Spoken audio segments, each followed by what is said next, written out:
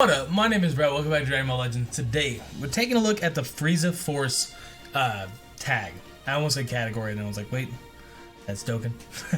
The tag for the Frieza Force. So, the only issue that I see with this is it's somewhat lacking of units.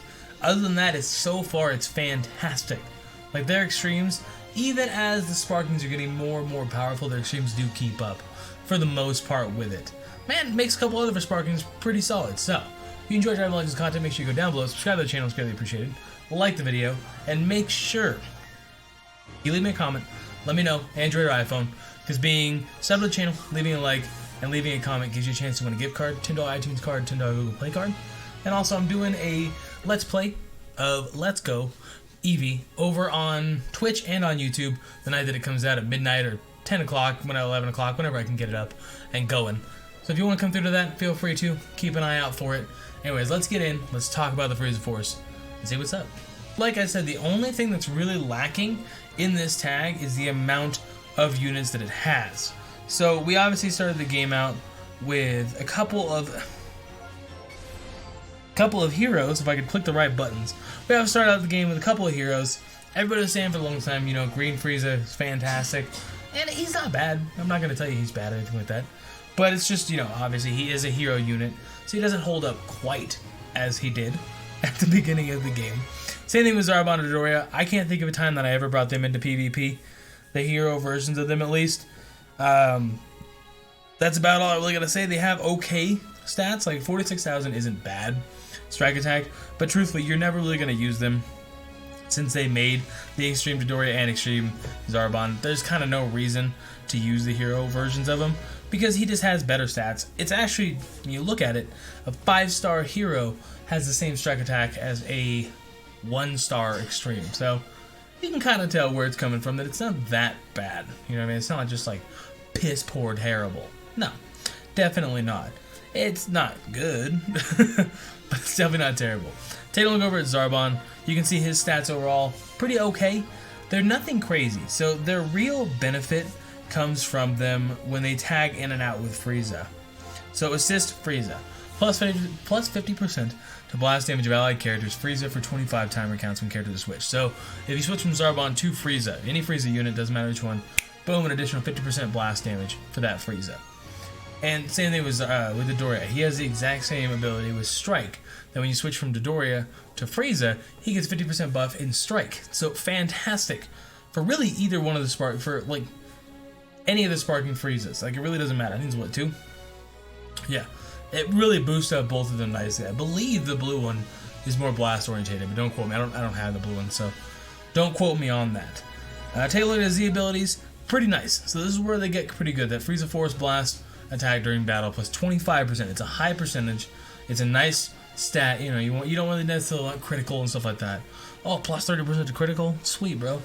No, not necessarily. It's good, but it's not the same kind of good. Emperor's Council, he's just overall really, really good. I like Zarbon more than I like Dodoria, but I like Dodoria quite a bit, if that makes sense. He's not, by any means, my least favorite. Tags, he's got the same thing, strike attack. He's basically just a strike version of Zarbon, and Zarbon basically the blast version of Dodoria. They're just home dogs, they got a different skin, and they launch different attacks. But the one issue, I don't ever use Ginyu, truthfully. I can't think of a time that I used Ginyu, but he's not bad on this team. So obviously Ginyu's always had the, you know, got the green card, does make it better. He obviously fits on the Frieza Force. He does have the good ability of Assault Strike Attack up, strike damage inflicted from battle start, fantastic. Team Frieza Force, so if he's on the team with anybody who's Frieza Force, then boom, he gets that boost.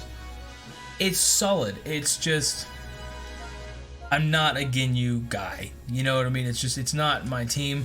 I actually don't know if Raccoon and them, do they fall under Frieza Force? They do fall under Frieza Force, okay. So they are Frieza Force and Ginyu Force, that's good. So they do fit a little bit better, like you can make it work for sure. So then the Ginyu Force, no matter what, if you're using the Ginyu Force, then you still get that boost because they are part of the Frieza Force as well. It's solid, it's just, I think the only ones you would use out of the entire Ginyu Force is Raccoon and Goldo. Maybe Burger, but definitely not Jace. I don't think the hero Ginyu, and I mean Spartan Ginyu's okay. Spartan Ginyu on this team is the only viable unit, truthfully. I've tried this before. I did a 398 of all of them at the same time. It's okay. That's the best way I can put it. Raccoon's sitting at 50k strike attack. He does obviously boost up his own strike attack. Goldo gives blast defense or strike defense, one of the two. And then Birder gives the other one. And then Jace gives blast attack. I got no complaints. Definitely no complaints. Then the hero Ginyu gives you what? Critical? Yeah, he's the one that gives you critical. Spartan Ginyu obviously gives you health. They're good. They boost every single stat they have by being a team. It's just, you know, where does it really fall at that point? So when you're getting 23% of your tag for Ginyu Force for strike attack during battle, why would you throw Zarbon Dodoria on there? There's just a lot of mix matching there that just doesn't really fit for me. You know, there's no synchronization. You can tell over there on the side that I had more losses than I have with most teams, and that's just strictly because defense. My gosh, the Frieza Force's defense is so bad. Like, you get caught in a combo, and if it's like type disadvantage, you can't switch out. You got a good chance of dying nowadays. If you get hit by Janemba and your Dodoria, you get hit by Zarbon, and it's Bardock or even Janemba, even Gogeta can destroy him. As much as they put out so much damage, they're very similar to Hybrid Saiyans in the sense that you gotta kill them or you are dead. Like, that's it. You got two options. Do they die or do you die? That's it. Other than that, there's not a whole lot else to cover. This Frieza's not bad. I actually just loaded a 398 on him the day before last, so like 2 days ago. He's not bad, but compared to the Sparking, there's no reason to use this guy. Sparking has the same blast attack as this one does at 2-star. I think at 5-star, something like that, which is a pretty common star, especially for that Frieza now. You're going to have roughly 46,000, and then way more strike attack. I think, is the Sparking Frieza sitting at 60k? I don't remember off the top of my head. Yeah, 60,000 and then 46,000, see right there, as you can tell. So once you get to that 5-star, even 4-star, you're going to be fine, because you're not relying on your blast attack. It's nice to have Zarbon to boost it for damn sure. Like, you can still, you need to body a Gohan or Janemba, it can happen quick. He is the one redeeming quality to this entire team, besides Zarbon being mediocre. Because Zarbon's good, but it's just not the same kind of good as, say, like Extreme Bardock. It's just not the same kind of good. He's very beneficial for Frieza, and if we get a busted Frieza unit, it's going to be amazing. Gonna love it. We're going to get better Zarbon. I imagine Zarbon's going to get eventually his ugly form. I don't know what it's his beautiful form. I don't know what it's called. Whatever. And then Dodoria might get something, but I don't know when Dodoria ever really powered up, so maybe let's get spikier. I don't know, bro. I don't know. I'm just, who knows? Take a look at the equipment. It's not bad. Everything with this team is just not bad. It's not that it's fantastic, anything like that. I even have a Z for my Frieza, and it's just very mediocre Z. So that's why I don't really use it too much. I put it on the secondary one, so it looks like I'll probably use that one. Even though they got the same type. I wish he had been a different type. That would have been a little bit game-changing for me. If he had been red, I would have been like, you know what? I'm okay with that. No, that's not an issue. But the only Frieza Force member I can think of off the top of my head who's red is what, Nappa? Because the Saiyans, Nappa and Raditz, technically fall under Frieza. Yeah, Nappa and Raccoon. That's it. So that would have been nice if the Extreme had definitely been red. That would have made it a lot better in my opinion, a lot more viable. You can start hitting those yellow units instead of just being neutral with all three of you guys. Because you face, you know, a really solid other team like this, it's a bit tough to get past that yellow unit, whereas you can hit the reds with Zarbon, you can hit the blues with Dodoria, you can hit the purples with Frieza, and it's just, you're always going to have some kind of disadvantage, but to your whole team to be like neutral, I don't know. You get what I'm saying. I would have liked the red. I would think it would have fit a lot better. It would have given me a reason to use him instead of the Sparking, whereas when I pulled him, I was pretty hyped just because I pulled him, because he's tough to pull, but not so much because it's like, wow, he's different than the Sparking. He's not. I mean, honestly, he's not. That's what I can say it. Yeah, I mean, that's pretty much the wrap-up of Frieza Force. There's not a whole lot else to say. My hopes for the future, obviously, Golden Frieza is going to kind of change all of this, in my opinion.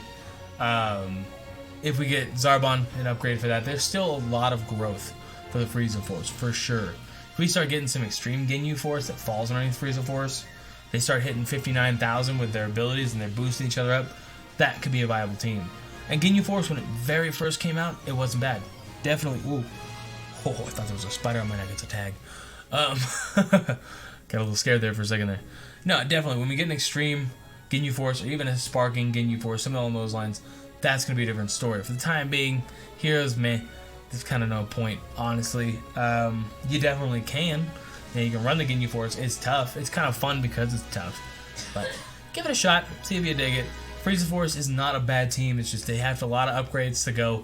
And it's a very early on team, which Namek Saga is pretty early on in the show too. So it's to be expected that it's going to take some time to really get a revamp in this. And I think Golden Frieza is going to be bringing it to that. But we'll see what happens. Maybe the new Zarbon will be fantastic when we do eventually get that. It's going to be a minute. Don't get me wrong. I don't think it's going to be tomorrow we're getting a new Zarbon. But, well, I didn't think we'd get a new 16 or 18. So, who knows? This game's just throwing curveballs at us. Anyways, if you did enjoy, make sure you leave a like. Thank you so much. Leave a comment down below. Use iPhone, Android, what do you use? Make sure you check out Let's Go EV playthrough. Coming out the night that it comes out. And, yeah, I'll catch you guys in the next one. Deuces.